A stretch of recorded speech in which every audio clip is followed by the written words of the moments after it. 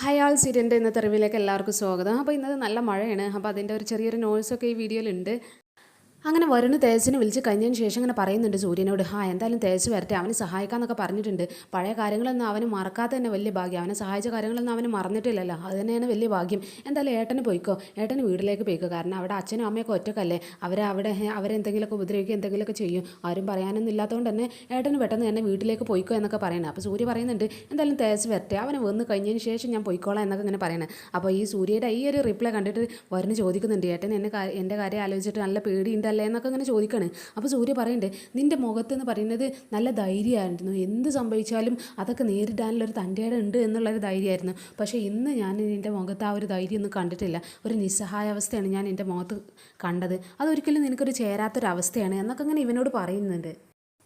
അവൻ വരുണ് പറയുന്നുണ്ട്, അല്ല എല്ലാ പ്രതീക്ഷകളും നഷ്ടപ്പെട്ടതിൻ്റെ ഒരു അവസ്ഥയാണ്. എന്തായാലും തേജസ് സഹായിക്കാമെന്നൊക്കെ പറഞ്ഞിട്ടുണ്ട്, അതന്നെ വലിയൊരു ആശ്വാസം എന്നൊക്കെ പറഞ്ഞിട്ട് അവരവിടെ നിൽക്കുന്ന സമയത്താണ് തേജസിൻ്റെ കാർ അങ്ങോട്ട് വരുന്നത്. അപ്പോൾ തേജസ്സും അവൻ്റെ ഭാര്യ ആ കാറിൽ നിന്ന് അങ്ങ് ഇറങ്ങിയിട്ട് അങ്ങനെ അടുത്തേക്ക് അങ്ങ് വരികയാണ്. അവൻ തേജസ് കണ്ട പാടെ തന്നെ ഇങ്ങനെ വരുണിനെ അങ്ങ് അകേന്ന് അവന് ഷെയ്ക്കാൻ്റെ കൊടുക്കുന്നൊക്കെ ഉണ്ട്. എന്നിട്ട് പറയുന്നുണ്ട്, ഞങ്ങൾ 2 ദിവസം മുന്നെയാണ് ദുബായിൽ നിന്ന് ഇങ്ങോട്ട് വന്നത്. അപ്പോൾ നീ വിളിച്ച സമയത്ത് തന്നെ ഞങ്ങൾ നാട്ടിലില്ല, തന്നെ വലിയ ഭാഗ്യമാണ് കേട്ടോ എന്നൊക്കെ ഇങ്ങനെ ഇവനോട് ഇങ്ങനെ പറയാണ്. എന്നിട്ട് ഇങ്ങനെ ഇവരെ പരസ്പരം ഇങ്ങനെ പരിചയപ്പെടുത്തി കൊടുക്കുകയാണ്. ഇതാണ് എൻ്റെ ഏട്ടൻ്റെ സൂര്യ എന്നൊക്കെ ഇങ്ങനെ പറയുന്നത് ഈ തേജസ് അങ്ങ് പരിചയപ്പെടുത്തി കൊടുക്കുന്നൊക്കെ ഉണ്ട്. ഇതെൻ്റെ ഭാര്യയാണ്, ഞങ്ങൾ ഈ അടുത്തന്നെ വിവാഹം കഴിഞ്ഞത്, എന്നോട് ഞാൻ കാര്യങ്ങളൊക്കെ പറഞ്ഞിട്ടുണ്ടായിരുന്നല്ലോ എന്നൊക്കെ അങ്ങനെ ഇവനോട് പറയുന്നുണ്ട്. ഇവനും പറയുന്നുണ്ട്, ശരിയാണ്, ഇവന് കാര്യങ്ങളൊക്കെ എന്നോട് പറഞ്ഞിരുന്നു. എന്തായാലും നമുക്കൊരു ടീ ഷോപ്പിലൊക്കെ പോയിട്ട് ഒന്ന് ചായ ഒക്കെ കുടിച്ചിട്ട് നമുക്ക് റിലാക്സ് ആയിട്ട് അങ്ങ് സംസാരിക്കാം എന്നൊക്കെ അങ്ങനെ പറയണേ. അപ്പോൾ ഇവർ അങ്ങനെ ഓക്കെ പറയുന്നതിൻ്റെ ഇടയിൽ സൂര്യ പറയുന്നുണ്ട്, എന്നാൽ ഞാൻ അങ്ങ് പോകട്ടെ, ഞാൻ വീട്ടിലേക്ക് പോകട്ടെ എന്നൊക്കെ പറഞ്ഞിട്ട് സൂര്യ അങ്ങ് വീട്ടിലേക്ക് അങ്ങ് പോകുകയാണ്. പിന്നെ ഇവർ 4 പേരും കൂടിയിട്ട് ഒരു കഫേയിലേക്ക് അങ്ങ് കയറുന്നുണ്ട്. അപ്പോൾ ആ കഫേയിൽ ഇരുന്നിട്ട് ഇങ്ങനെ സംസാരിക്കുകയാണ്. വരുന്ന കാര്യങ്ങളൊക്കെ തേജസിനോട് പറഞ്ഞിട്ടാകുമ്പോൾ തേജസ് പറയുന്നുണ്ട്, എന്തായാലും നിങ്ങളെ തീരുമാനം നന്നായി, നിങ്ങൾ 2 പേരും ഇനി US പോകാനിരിക്കല്ല. അവിടെ ആകുമ്പോൾ നിനക്ക് നല്ല കണക്ഷൻസും ഉണ്ട്, നിൻ്റെ ഫ്രണ്ട്സും, നിനക്ക് ഒരുപാട് കാര്യങ്ങളൊക്കെ ഉണ്ടല്ലോ. അവിടെ എത്തിയാൽ പിന്നെ നിന്നെ സഹായിക്കാനൊക്കെ എല്ലാവരും ഉണ്ടാകും. നിൻ്റെ ക്യാരക്ടർ അതല്ലേ, അതുകൊണ്ട് നിന്നെ എന്തെങ്കിലുമൊക്കെ ഒരു സഹായം വേണമെന്നൊക്കെ പറഞ്ഞാൽ ആരും കയ്യൊഴിയില്ല, എല്ലാവരും നിന്നെ സഹായിക്കും എന്നൊക്കെ ഇങ്ങനെ ഇവനോട് പറയുന്നുണ്ട്. എന്തായാലും അതിനിടയിൽ നിങ്ങൾ US പോകുന്നതിൻ്റെ ഇടയിലുള്ള ആ ദിവസങ്ങളിലൊക്കെ ഒന്ന് സ്റ്റേ ചെയ്യണ്ടേ, അത് നിങ്ങളിപ്പോൾ എന്താ ചെയ്യുന്നത് എന്നൊക്കെ ഇങ്ങനെ പറയുമ്പോൾ ഇവരിങ്ങനെ പറയുന്നുണ്ട്, ഇനി ഒരു വാടകയ്ക്ക് എന്തെങ്കിലുമൊക്കെ ഒരു റൂം എടുക്കണം എന്നൊക്കെ ഇങ്ങനെ പറയുന്ന സമയത്ത് ചേച്ചി പറയുന്നുണ്ട്, നീ എന്തിനാ വാടകയ്ക്കൊക്കെ റൂം എടുക്കുന്നത്, എൻ്റെ ഫ്ലാറ്റ് താമസിച്ചോ, ഞങ്ങൾ 2 പേരും മാത്രമല്ല അവിടെ ഉള്ളൂ, നിങ്ങൾ 2 പേരും കൂടി അങ്ങോട്ട് വന്നാൽ നമ്മൾ കുറച്ച് ദിവസം അങ്ങ് അടിച്ച് പൊളിച്ച് അവിടെ അങ്ങ് കൂടാടാ, എന്തായാലും കമ്പനിക്കും ആളാവല്ലോ എന്നൊക്കെ ഇങ്ങനെ പറഞ്ഞിട്ട് ഇവരിങ്ങനെ പറയണം. അപ്പോൾ വരുണ് ആദ്യം പറയുന്നുണ്ട്, അതൊക്കെ വേണം എന്നൊക്കെ ഇങ്ങനെ പറയുമ്പോൾ ഈ തേജസ് പറയുന്നുണ്ട്, അതിലൊന്നും യാതൊരു കുഴപ്പമില്ല, നീ വാടാ എന്നൊക്കെ ഇങ്ങനെ പറഞ്ഞിട്ട് അവനെ അങ്ങ് ഇൻവൈറ്റ് ചെയ്താണ്. അപ്പോൾ ആ ഒരു ഇൻവൈറ്റ് തന്നെ അവന് വലിയൊരു ആശ്വാസം ആകുന്നുണ്ട്. കാരണം ഇങ്ങനെ കുടുങ്ങി നിൽക്കുന്ന സമയത്താണ് ഈ ഒരു സഹായം അവന് കിട്ടുന്നത്. അപ്പോൾ ആ ഒരു കാര്യത്തിൽ ഇവർ ഭയങ്കരമായിട്ട് സന്തോഷിക്കണം. പക്ഷേ തേജസിൻ്റെ വൈഫിലെ മുഖത്ത് അത്ര വലിയ നല്ല ഭാവമൊന്നുമല്ല അവരായി ഫ്ലാറ്റിലേക്ക് അങ്ങ് ഇൻവൈറ്റ് ചെയ്യുന്ന ആ സമയത്ത്. അപ്പോൾ അവരുടെ മുഖത്ത് ചെറിയൊരു സങ്കടവും നിരാശയും ഒക്കെ അവരുടെ ആ മുഖത്ത് കാണുന്നുണ്ട്. അപ്പോൾ ഈ പെണ്ണ് പെട്ടെന്ന് തന്നെ എണീറ്റിട്ട് ഇങ്ങനെ പറയുന്നുണ്ട്, ഞാനൊന്ന് വാഷ്റൂമിൽ പോയിട്ട് ഇപ്പോൾ വരാം എന്നൊക്കെ ഇങ്ങനെ പറഞ്ഞ് അവൾ അവിടെ നിന്ന് അങ്ങ് ഇറങ്ങിയിട്ട് ആ ഒരു വാഷ്റൂം നോക്കി നടക്കുകയാണ്. അപ്പോൾ തേജുമായിട്ട് ഈ വരുൺ ഇങ്ങനെ സംസാരിച്ചുകൊണ്ടിരിക്കുന്നതിൻ്റെ ഇടയിൽ അവൻ്റെ വൈഫ് അവനെയും കൂടി അങ്ങ് വിളിക്കുകയാണ്. ഏട്ടാ ഒരു മിനിറ്റ് ഒന്ന് ഇങ്ങോട്ട് വരുമോ എന്നൊക്കെ പറഞ്ഞിട്ട് അവനെയും കൂടി അങ്ങ് വിളിക്കുകയാണ്. അപ്പോൾ ഇവന് ഞാൻ ഇപ്പോൾ പോയിട്ട് വരാട്ടോ, അവളെന്ന് വിളിക്കുന്നുണ്ട് എന്നൊക്കെ പറഞ്ഞിട്ട് ഇവനും കൂടി അങ്ങ് അവളുടെ വൈഫിൻ്റെ അടുത്തേക്ക് അങ്ങ് പോവാണ്. അപ്പോൾ പിന്നെ ടേബിളിൽ ഈ വരുണും രാധികയും മാത്രമേ ഉള്ളൂ. അപ്പോൾ രാധിക ഇങ്ങനെ പറയുന്നുണ്ട്, എന്തായാലും നമുക്ക് കിട്ടിയ സഹായം വലിയ സഹായം തന്നെയാണല്ലേ എന്നൊക്കെ ഇങ്ങനെ പറയുമ്പോൾ വരും പറയുന്നുണ്ട്, അവന് തന്ന സഹായം എന്ന് പറഞ്ഞാൽ വലിയൊരു സഹായം തന്നെയാണ്, എന്തായാലും അവന് നമ്മൾ സഹായിക്കാനുള്ള ഒരു മനസ്സുണ്ടായല്ലോ എന്നൊക്കെ പറഞ്ഞിട്ട് ഇവർ ഭയങ്കര ആശ്വാസത്തിൽ നിൽക്കുകയാണ്. ഈ ഒരു അവസ്ഥയിൽ ഒരു തങ്ങാനൊരു ഇടം കിട്ടിയല്ലോ എന്നുള്ളൊരു ആശ്വാസത്തിലാണ്. പക്ഷേ അവൻ്റെ ആ വൈഫ്, തേജൻ്റെ വൈഫ് നേരെ കൊണ്ടുപോയിട്ട് അവനോട് ഇങ്ങനെ പറയുന്നുണ്ട്, നിങ്ങൾ എന്ത് വിചാരിച്ചിട്ട് ഫ്ലാറ്റിലേക്ക് അവരെ ക്ഷണിച്ചത്, അവർ ഫ്ലാറ്റിലേക്കൊന്നും വരുത്താൻ പറ്റില്ല, എനിക്കതിന് സമ്മതമല്ല എന്നൊക്കെ ഇങ്ങനെ ഇവനോട് പറയാണ്. അപ്പോൾ തേജ് പറയുന്നുണ്ട്, അത് വരുണാണ്, വരുൺ എൻ്റെ ക്ലോസ് ഫ്രണ്ടാണ്, അവൻ എന്നെ ഒരുപാട് കാലത്ത് സഹായിച്ചിട്ടുണ്ട്, എന്നെ ഒരുപാട് കഷ്ടപ്പാടുന്നൊക്കെ അവനാണ് എന്നെ സഹായിച്ചത്, ഞാനിവിടെ നിൽക്കുന്നത് തന്നെ അവൻ്റെ ഒരു ഇതുകൊണ്ടാണ് എന്നൊക്കെ ഇങ്ങനെ ഇവളോട് പറയുകയാണെങ്കിൽ ഇവൾ സമ്മതിക്കുന്നില്ല.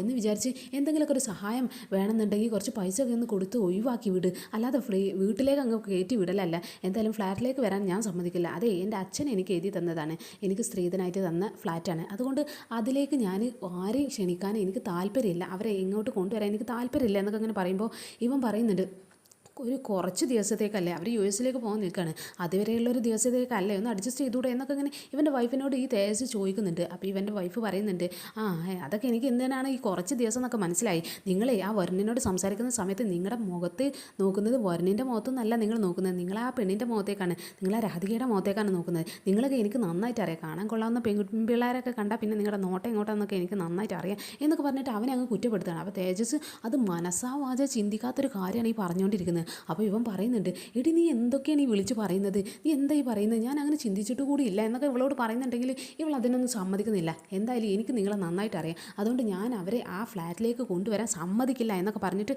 അവൾ അങ്ങ് ഷാഢ്യം പിടിക്കുകയാണ്. അപ്പോൾ പിന്നെ തേജസിന് വേറെ വഴിയില്ല, കാരണം അത് അവളുടെ അച്ഛൻ തന്ന ഒരു ഫ്ലാറ്റ് ആയതുകൊണ്ട് തന്നെ അതിലുള്ള അധികാരം മൊത്തം അവൾക്ക് തന്നെയാണ്. അതുകൊണ്ട് തന്നെ ഈ തേജസ് ഇനി എന്ത് ഇവനോട് പറയും എന്നൊക്കെ വിചാരിച്ച് നിരാശനായിട്ട് ആ ടേബിളിലേക്ക് അങ്ങ് വരുന്നുണ്ട്. അപ്പോൾ ഇവൻ ആ ടേബിൾ വന്ന് ഇരിക്കുന്ന സമയത്തൊക്കെ ഈ വരുണിൻ്റെ അധികം അവൻ്റെ ആ ഒരു മുഖത്തെ എക്സ്പ്രഷനാണ് നോക്കിയത്. ആദ്യം നല്ല എനർജറ്റിക് ആയി നിൽക്കുന്ന ആ ഒരു വരുണ ആ ഒരു തേജസ്സല്ല ഇപ്പോൾ അവരുടെ മുന്നിൽ ഇരിക്കുന്നത്. അവൻ്റെ മുഖത്ത് ചെറിയൊരു നിരാശയെല്ലാം ഉണ്ട്. അപ്പോൾ ഈ വരുണ് ചോദിക്കുന്നുണ്ട്, എന്താടാ എന്നൊക്കെ അങ്ങനെ ചോദിക്കുമ്പോൾ ഇവൻ പറയുന്നുണ്ട്, അതേ എൻ്റെ മറവിനെ കുറിച്ച് നിനക്കറിയില്ല, ഞാൻ എപ്പോഴും ഇങ്ങനെ മറന്നുകൊണ്ടിരിക്കും. ഞാനേ ഇന്ന് തന്നെ അവളുടെ അച്ഛൻ ഞങ്ങളോട് ദുബായിലേക്ക് വരാൻ പറഞ്ഞതാണ്, ഞാൻ ആ കാര്യം അങ്ങ് മറന്നുപോയി എന്നൊക്കെ ഇങ്ങനെ പറയുന്നത്. അവൻ വരുണ് പറയുന്നുണ്ട്, കുറേ ദിവസം നിൽക്കുമോ എന്നൊക്കെ ഇങ്ങനെ ചോദിക്കുമ്പോൾ അവൻ പറയുന്നുണ്ട്, കുറേ ദിവസമൊന്നും നിൽക്കില്ല, കുറച്ച് ദിവസമൊക്കെ ആയിരിക്കും, പക്ഷെ ഒന്നും പറയാൻ പറ്റില്ല എന്നൊക്കെ ഇങ്ങനെ ഇവൻ പറയണേ. അപ്പോൾ വരുണ് അറിയുന്നുണ്ട്, അങ്ങനെയാണെങ്കിൽ ഞങ്ങൾ ആ ഫ്ലാറ്റിൽ അതുവരെ ഞങ്ങൾ നിന്നെ വെയിറ്റ് ചെയ്ത് നിന്നോളാം എന്നൊക്കെ അങ്ങനെ പറയാണ്. അപ്പോൾ ഈ തേജസ് വേറൊരു നമ്പർ അങ്ങ് ഇറക്കാണ്. അപ്പോൾ തേജസ് പറയുന്നുണ്ട്, അത് പിന്നെ അവിടെയാണ് പ്രശ്നം, ആ ഫ്ലാറ്റ് അവളുടെ അച്ഛന് വേറെ ആർക്കോ വാടക കൊടുത്തിട്ടുണ്ട് എന്നൊക്കെ അങ്ങനെ ഇവൻ അങ്ങ് പറയുമ്പോൾ കാര്യങ്ങൾ എന്തായാലും വരുന്ന നന്നായിട്ട് മനസ്സിലായിട്ടുണ്ട്. അപ്പോൾ രാധിക അവനോട് നേരിട്ട് അങ്ങ് ചോദിക്കുന്നുണ്ട്, അവൾക്ക് ഇഷ്ടപ്പെട്ടില്ലല്ലേ എന്നൊക്കെ അങ്ങനെ, അവളുടെ ഭാര്യക്ക് അത്രയ്ക്ക് ഇഷ്ടപ്പെട്ടില്ല, ഇൻവൈറ്റ് ചെയ്തിട്ടില്ലേ എന്നൊക്കെ തേജസിനോട് നേരിട്ട് അങ്ങ് രാധിക അങ്ങ് ചോദിക്കാണ്. അപ്പോൾ പിന്നെ അവന് ഒന്നും പറയാൻ കിട്ടുന്നില്ല. അവൻ വരുന്ന പറയുന്നുണ്ട്, എടാ നിനക്കത് നേരിട്ട് അങ്ങ് പറഞ്ഞാൽ പോരാ, നീ എന്തിനാ ഇങ്ങനെ മറിച്ച് ഇങ്ങനെ പറഞ്ഞുകൊണ്ടിരിക്കുന്നത്, അതിൻ്റെ ആവശ്യമൊക്കെ നമ്മളെ ഇടയിൽ ഉണ്ടോ എന്നൊക്കെ ഇങ്ങനെ പറയുമ്പോൾ ഇവൻ പറയുന്നുണ്ട്, അത് പ്രശ്നം എന്താണെന്ന് വെച്ചാൽ ഈ ഫ്ലാറ്റ് എല്ലാം അവളുടെ അച്ഛന് തന്നതാണ്, അവളുടെ പേരിലാണ്, അവളാണ് എല്ലാ ഹാൻഡ്ലിങ്ങും, എനിക്ക് ഇങ്ങനെ ജീവിച്ചു പോകുക അത്രേ ഉള്ളൂ എന്നൊക്കെ ഇങ്ങനെ ഇവൻ ഇങ്ങനെ ഒരു നിരാശയിൽ കൈ ഒഴിയാണ്. അവൻ പറഞ്ഞു പറയുന്നുണ്ട്, അതൊന്നും കുഴപ്പമില്ലടാ, അതൊന്നും കുഴപ്പമില്ല, നീ അങ്ങനെ ഞങ്ങൾക്കതൊന്നും വേണ്ട എന്നൊക്കെ ഉള്ള മട്ടിൽ അവനോട് അതൊക്കെ ഒരു കൂളായിട്ട് എടുക്കാൻ പറയാണ്. അപ്പോൾ ആ സമയത്ത് തന്നെ ഈ തേജസിൻ്റെ ഭാര്യ അങ്ങോട്ട് അങ്ങ് വരുന്നുണ്ട് വാഷ്റൂമിൽ പോയി കഴിഞ്ഞിട്ട്. അപ്പോൾ ഇവരോട് ഇങ്ങനെ പറയുന്നുണ്ട്, അതെ ഞങ്ങൾക്ക് പെട്ടെന്ന് പോകണം, എന്തായാലും നിങ്ങൾ കണ്ടതിൽ വലിയ സന്തോഷം കേട്ടോ എന്നൊക്കെ പറഞ്ഞിട്ട് ഇടയ്ക്കിടയ്ക്കൊക്കെ ഞങ്ങളുടെ വീട്ടിലേക്കൊക്കെ ഒന്ന് വരുന്നുണ്ട് എന്നൊക്കെ പറഞ്ഞിട്ട് ഈ തേജസ്സിനെ വിളിച്ച് അവിടെ നിന്ന് അങ്ങ് പോവുകയാണ്. അപ്പോൾ പിന്നെ ഇവർക്ക് ആ ഒരു വിളിച്ചും അങ്ങ് കെട്ടിയിരിക്കുകയാണ്. അപ്പോൾ രാധികനോട് വരുണ് പറയുന്നുണ്ട്, ഞാൻ ചെറിയൊരു കുറച്ച് നേരത്തേക്കെങ്കിലും അവന് നമ്മളെ ഒന്ന് സന്തോഷിപ്പിക്കാൻ കഴിഞ്ഞല്ലോ എന്നൊക്കെ ഇങ്ങനെ പറഞ്ഞിട്ട് അവളെയും കൈ പിടിച്ച് അവന് തെരുവിലേക്ക് അങ്ങ് ഇറങ്ങുകയാണ്. തെരുവ് പിന്നെ ആരുടെ അവകാശമൊന്നും അല്ലല്ലോ, അത് ഫ്രീ അല്ലേ എന്നൊക്കെ പറഞ്ഞിട്ടാണ് അവളെയും പിടിച്ച് അങ്ങ് ആ തെരുവിലൂടെ അങ്ങ് നടക്കാൻ പോവുകയാണ്. പിന്നെ കണിമംഗലത്താണെങ്കിൽ അവസ്ഥ ഭയങ്കര മോശം. കൽപ്പന ഉർവശിയും കൂടിയിട്ട് ഈ പത്മിനിനെ നന്നായിട്ട് പണിയെടുപ്പിക്കാൻ വേണ്ടിയിട്ട് നിൽക്കുകയാണ്. അവിടെ ആ ജോലിക്കാരില്ലാത്തതുകൊണ്ട് ആ ജോലിക്കാരുടെ സാധനമാണ് ഇപ്പോൾ പത്മിനിക്ക് കൊടുത്തിരിക്കുന്നത്. അപ്പോൾ പത്മിനി കിച്ചണിൽ ഇരുന്നിട്ട് ഇങ്ങനെ സാമ്പാർ ഉണ്ടാക്കിക്കൊണ്ട് എന്തൊക്കെയോ ചിന്തിച്ച് അങ്ങനെ ഇരിക്കുകയാണ്. അപ്പോൾ ആ ചിന്തിച്ചുകൊണ്ടിരിക്കുന്ന സമയത്താണ് ഈ ഉർവശിയും കൽപ്പനയും കൂടി അങ്ങോട്ട് അങ്ങ് കയറി വരുന്നത്. അപ്പോൾ ഉർവശി പറയുന്നുണ്ട്, എന്താണ് എടുത്ത് ഈ ചിന്തിച്ചുകൊണ്ടിരിക്കുന്നത് എന്നൊക്കെ ഇങ്ങനെ ചോദിക്കുകയാണ്. അപ്പോൾ ഇവളിങ്ങനെ പറയുന്നുണ്ട്, ഒന്നുമില്ല, ഞാനിനി അടുത്തത് എന്താ ചെയ്യാന്നൊക്കെ ഇങ്ങനെ ചിന്തിച്ചതാണ് എന്നൊക്കെ പറയുമ്പോൾ ഈ കൽപ്പന അവരെ അങ്ങ് കളിയാക്കണം. നല്ല ബെസ്റ്റ്, അടുത്ത് ചിന്തിക്കാൻ എന്താ ഇത് വലിയ സംഭവമാണോ, അല്ലെങ്കിൽ എന്താ എക്സാം ഇതാണോ എന്നൊക്കെ ഇങ്ങനെ ഒരു ചെറിയ പരിഹാസമൊക്കെ അങ്ങ് കാണിക്കുന്നുണ്ട്. അപ്പോൾ ഇവരിങ്ങനെ പറയുന്നുണ്ട്, എന്താ ഉണ്ടാക്കുന്നത് എന്നൊക്കെ ഇങ്ങനെ ഉർവശി ചോദിക്കുമ്പോൾ ഇത് സാമ്പാറാണ് എന്നൊക്കെ ഇങ്ങനെ അവിടെ തിരിച്ചങ്ങ് പറയുന്നുണ്ട്. അപ്പോൾ ഉർവശി പറയുന്നുണ്ട്, ഈ സാമ്പാർ ഒന്ന് തിന്ന് മതിയായില്ല, എന്നും ഈ സാമ്പാർ തന്നെയാണ് എന്നൊക്കെ ഇങ്ങനെ ഇവർ പറയാണ്. അപ്പോൾ ഈ പത്മിനി പറയുന്നുണ്ട്, എന്താ കഴിച്ച് ശീലമായില്ലേ, അതുകൊണ്ടാണ് ഞാൻ സാമ്പാർ ഉണ്ടാക്കിയെന്നൊക്കെ ഇങ്ങനെ പറയുമ്പോൾ ഉർവശി പറയുന്നുണ്ട്, അങ്ങനെയാണെങ്കിലേ നല്ല വിശാലമായിട്ട് എന്തെങ്കിലുമൊക്കെ ഉണ്ടാക്കണം എന്നല്ല ഞാൻ പറഞ്ഞത്, സാമ്പാർ ഇനി ഉണ്ടാക്കി, പക്ഷേ ചന്ദ്രേട്ടന് ടേബിളിൽ ഫുള്ള് നിറഞ്ഞ് നിൽക്കുന്ന സാധനങ്ങൾ, അതുകൊണ്ട് വേറെ സാധനങ്ങളും ഉണ്ടാക്കിക്കോ ഇതിൻ്റെ കൂട്ടത്തിൽ, സാമ്പാർ അവിടെ നിന്നോട്ടെ എന്നൊക്കെ ഇങ്ങനെ പറഞ്ഞിട്ട് വീണ്ടും അവരോട് ഭക്ഷണം ഉണ്ടാക്കാൻ അങ്ങ് കൽപ്പിക്കുകയാണ്. അവൻ പത്മിനിക്ക് ചെറിയ സങ്കടമൊക്കെ ഉണ്ട് ഇവരുടെ ഒരു ഭാവമാറ്റം ഇതൊക്കെ ഇങ്ങനെ കണ്ടിട്ട് തന്നെ. ഉർവശി പറയുന്നുണ്ട്, നിങ്ങളൊക്കെ ചെയ്ത കാര്യങ്ങൾക്കൊന്നും ഞാൻ പ്രതികാരം വീട്ടാണെന്നൊന്നും നിങ്ങൾ ചിന്തിക്കരുത്, ഞാൻ അങ്ങനെയൊന്നും പ്രതികാരം വീട്ടുന്ന ആളുകളൊന്നല്ല. ഇപ്പോൾ പ്രതികാരം വീട്ടാനാണെങ്കിൽ മുത്തശ്ശിയൊക്കെ ഞങ്ങളെ ഒരുപാട് ഉപദ്രവിച്ചിട്ടുണ്ട്, പത്മിനി ഞങ്ങളോട് ഒരുപാട് പണിയൊക്കെ എടുപ്പിച്ചിട്ടുണ്ട്, പക്ഷേ അതൊക്കെ ചിന്തിച്ചുകൊണ്ട് ഇങ്ങനെ പ്രതികാരം വീട്ടാനൊക്കെ പറ്റും, ഞാൻ ആ ടൈപ്പൊന്നുമല്ല, ഞാൻ അങ്ങനെയൊന്നും ചെയ്യില്ല എന്നൊക്കെ ഇങ്ങനെ ഇവർ പരിഹാസത്തിൽ അങ്ങ് സംസാരിക്കുന്നുണ്ട്. അപ്പോൾ കൽപ്പന പറയുന്നുണ്ട്, മുത്തശ്ശിയൊക്കെ പ്രതികാരം വീട്ടല്ല, ദേഹോപദ്രവം വരെ ചെയ്തിട്ടുണ്ട്, അതിനൊക്കെ പ്രതികാരം വീട്ടാൻ നിന്നാലേ എന്നൊക്കെ ഇങ്ങനെ പറഞ്ഞിട്ട് ഇവരിങ്ങനെ ആ ഒരു ടോണിൽ ഇവരെങ്ങനെ പരിഹസിച്ചുകൊണ്ടിരിക്കുകയാണ്. പിന്നെ ഈ ഉർവശി അങ്ങ് പറയുന്നുണ്ട്, ഇപ്പോൾ ചന്ദ്രേട്ടനല്ലേ ഇവിടുത്തെ കാര്യങ്ങളൊക്കെ നോക്കുന്നത്, ചന്ദ്രേട്ടനല്ലേ ഇപ്പോൾ ഈ വീടിൻ്റെ അവകാശി, അതുകൊണ്ട് ചന്ദ്രേട്ടൻ നല്ല കനത്തിൽ ഭക്ഷണമൊക്കെ ഉണ്ടാക്കി കൊടുക്കണം, പിന്നെ ഞങ്ങളൊന്ന് പുറത്ത് പോവുകയാണ് എന്നൊക്കെ ഇങ്ങനെ ഇവരോട് പറയാണ്. അപ്പോൾ എന്തിനാണ് എന്നൊക്കെ ഇങ്ങനെ കൽപ്പന ചോദിക്കുന്നുണ്ട്. അപ്പോൾ അത് എൻ്റെ സാരിയൊക്കെ കണ്ടില്ല, ഭയങ്കര മുഷിഞ്ഞിരിക്കുകയാണ്. അപ്പോൾ ചന്ദ്രേട്ടൻ്റെ കൂടെയൊക്കെ നിൽക്കുമ്പോൾ നല്ല വസ്ത്രങ്ങളൊക്കെ ധരിക്കണ്ടേ. പണ്ടായിരുന്നെങ്കിൽ ആദ്യം പത്മിനിയോട് പറയണം, പത്മിനി നേരെ ഏട്ടനോട് പറയണം, പിന്നെ ഏട്ടൻ അങ്ങ് കനിയണം എന്തെങ്കിലുമൊക്കെ വാങ്ങി തരണം എന്നുണ്ടെങ്കിൽ. പക്ഷേ ഇപ്പം അങ്ങനെ അല്ലല്ലോ, ഇപ്പം എല്ലാ കാര്യത്തിലും ചന്ദ്രേട്ടനല്ലേ. അതുകൊണ്ട് എനിക്ക് ആ ഒരു അധികാരം ഉണ്ടല്ലോ, അതുകൊണ്ട് ആ അധികാരം വെച്ചിട്ട് ഞാൻ അങ്ങ് പുറത്ത് പോവുകയാണ്. പിന്നെ കൽപ്പന എനിക്ക് കുറച്ച് കോസ്മെറ്റിക്സിൻ്റെ ലിസ്റ്റൊക്കെ ഒന്ന് തരണം കേട്ടോ. എനിക്ക് ഇനി പണ്ടത്തെ പോലെ ഇങ്ങനെ കൺമിഷി ഇട്ട് ഇങ്ങനെ നിന്നിട്ടൊന്നും കാര്യമില്ലല്ലോ. അത്യാവശ്യം നല്ല മേക്കപ്പിലൊക്കെ വേണം ചന്ദ്രേട്ടൻ്റെ കൂടെ നടക്കാൻ. ചന്ദ്രേട്ടൻ്റെ ആ ഒരു ലെവലിൽ എത്തണമെങ്കിൽ അങ്ങനെയൊക്കെ ഇടേണ്ടി വരും എന്നൊക്കെ അങ്ങനെ പറഞ്ഞിട്ട് ഇവർ രണ്ടുപേരും അങ്ങ് പോവാണ്.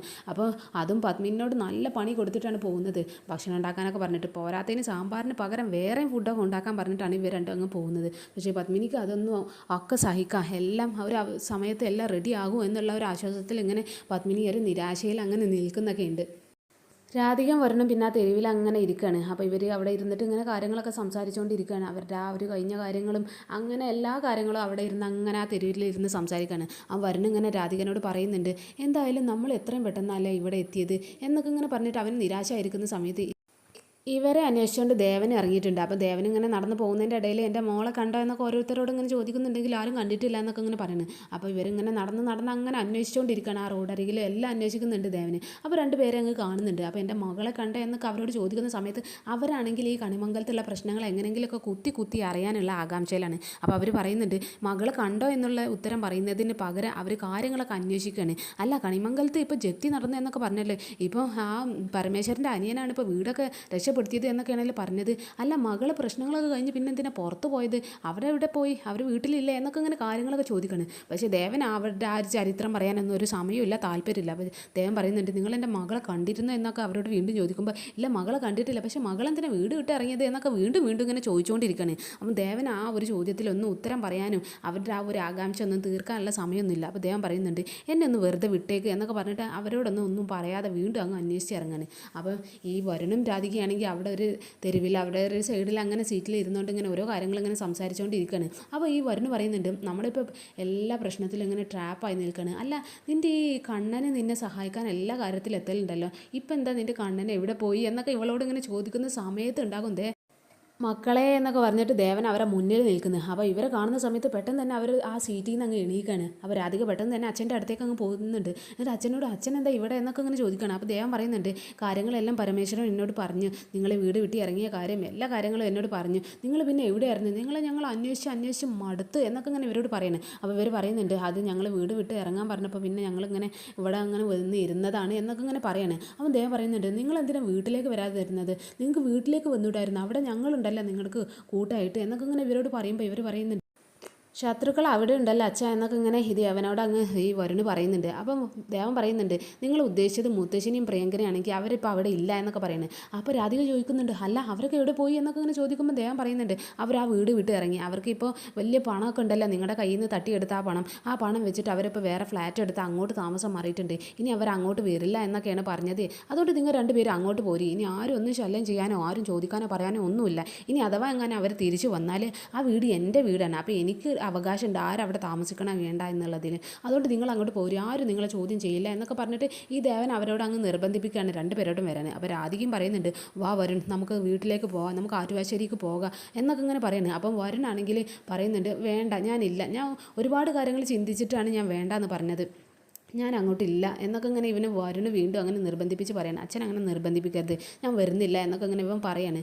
അപ്പോൾ ദേവൻ പറയുന്നുണ്ട്, അങ്ങനെയാണെങ്കിൽ ഞാൻ പെട്ടെന്ന് തന്നെ ഈ യശോദൊക്കെ ഒന്ന് വിളിക്കട്ടെ എന്നൊക്കെ പറയുന്നത്. അവൻ വരുണ് ചോദിക്കുന്നുണ്ട്, അല്ല യശോദക്ക് എന്തിനാ, അമ്മയ്ക്ക് എന്തിനാണ് വിളിക്കുന്നത് എന്നൊക്കെ ഇങ്ങനെ ചോദിക്കുമ്പോൾ, അത് പിന്നെ ഞങ്ങൾക്ക് രണ്ടുപേർക്കും നിങ്ങൾ ഈ തെരുവിൽ നിൽക്കുന്ന സമയത്ത് അവിടുന്ന് സമാധാനത്തിലൊന്നും ഉറങ്ങാൻ പറ്റില്ല, അതുകൊണ്ടാണ് ഞാൻ യശോദക്ക് വിളിക്കുന്നത്. ഞാനും യശോദയും നിങ്ങൾ രണ്ടുപേരും എവിടെയാണ് അവിടെ തന്നെ നിൽക്കുന്നത്, നമുക്ക് 4 പേർക്കും അങ്ങനെ എവിടെയെങ്കിലും അലഞ്ഞ് അങ്ങനെ നടക്കാം, നമുക്ക് നീ എവിടെ അവിടെ തന്നെ മതി, എന്നാൽ പിന്നെ അത്രയും സമാധാനം ഉണ്ടാവില്ല. പക്ഷേ നിങ്ങൾ ഈ തെരുവിൽ നിൽക്കുന്ന സമയത്ത് ഞങ്ങൾക്ക് വീട്ടിൽ ഉറങ്ങാൻ പോലും പറ്റുന്നില്ല എന്നൊക്കെ ഇങ്ങനെ ഈ ഇവനോട് അങ്ങ് പറഞ്ഞിട്ട് നേരെ യശോദക്ക് അങ്ങ് വിളിക്കാൻ നേരത്തെ ഈ വരുണ് പറയുന്നുണ്ട്, വേണ്ട അച്ഛാ വേണ്ട, ഞങ്ങൾ വരാം എന്നൊക്കെ ഇങ്ങനെ അവസാനം അവൻ അങ്ങ് സമ്മതിക്കാണ്. അപ്പോൾ പിന്നെ രാധികയ്ക്കും സന്തോഷമാണ്. അപ്പോൾ പെട്ടെന്ന് ബാഗ് എടുത്തിട്ട് ദേവൻ്റെ കൂടെ അവർ ആറ്റുവാശ്ശേരിക്ക് അങ്ങ് പോവുകയാണ്.